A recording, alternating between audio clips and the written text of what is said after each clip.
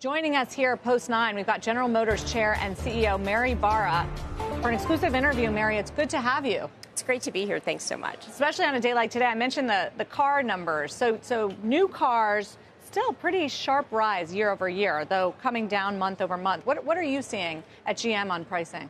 Well, we're still seeing very consistent pricing. I think some of it is GM-specific related. We have a really strong portfolio of products out with new products coming, both internal combustion and electric. So, right now we're seeing very consistent pricing, which I think it bodes well for the interest in new car sales. What about pricing on EVs, especially in light of the much hyped Tesla price cuts?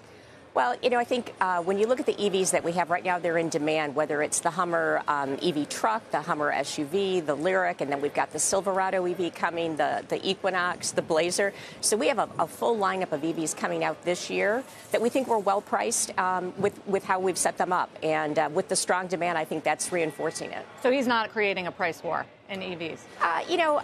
I think we always have to watch, but with the EVs we have coming out right now, we feel confident in the pricing that we've set, that will be in the sweet spot, again, with a product that has a tremendous amount of features, the right range. If it's a truck, it's got the right payload, towing, et cetera. So we're confident that the product is going to be well received. So, demand clearly is strong. You grew double digits revenues last quarter, raised your guidance.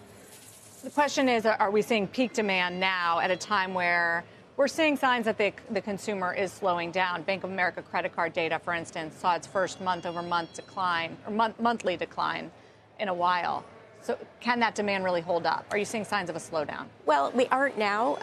We are watching very carefully and we'll adjust. We plan this year to be very conservative, not knowing. We're in unprecedented times when you look at the auto industry because of COVID, following the semiconductor.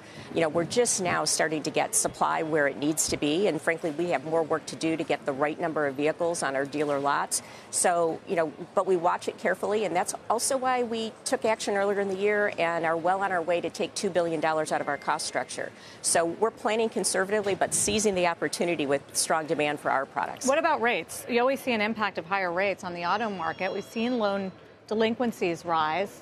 Are you seeing that? When we look at our customer, especially the business that's done through GM Financial, we have a very strong prime business.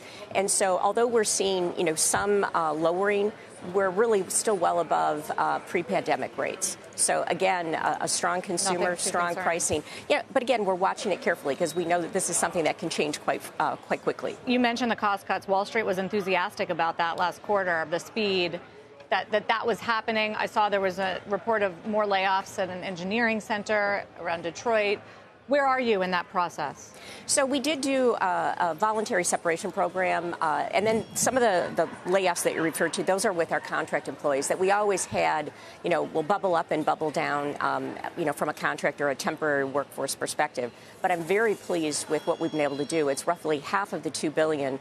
And really, it's much more than just reducing costs from a people perspective. We've used it to streamline the organization, reduce bureaucracy, and we did it in a way without causing a lot of internal strife.